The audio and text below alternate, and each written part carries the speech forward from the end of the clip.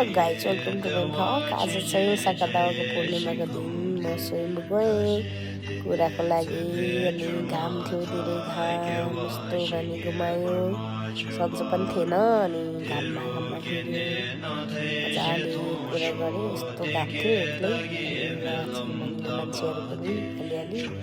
अनि थाकेर एकदमै बत्ती बाले। अनि त्यसपछि हिँड्यो, माग्ने मान्छेहरूलाई अलिअलि दिएँ। यति धेरै थिए माग्ने मान्छेहरू पनि। अनि घामले थाकेर सिल्किँदै यहाँ बिसाको। अनि यो रिम्पुचेकोमा कुरा गऱ्यो फेरि। त्यसपछि भगवान पाउमा ढुक्यो, एकदम भिड थियो यहाँ चाहिँ। फेरि कन्टिन्यू हेऱ्यो, घामले भोक लाग्यो। अनि आमा भिखारीमा गएर मैले यस्तो खाएँ, थकान मेटाएँ। अनि जस आज रमाइलो भयो। सबै गौतम बुद्धले सबैलाई रक्षा गरून्। बस चढेर आएँ साथी।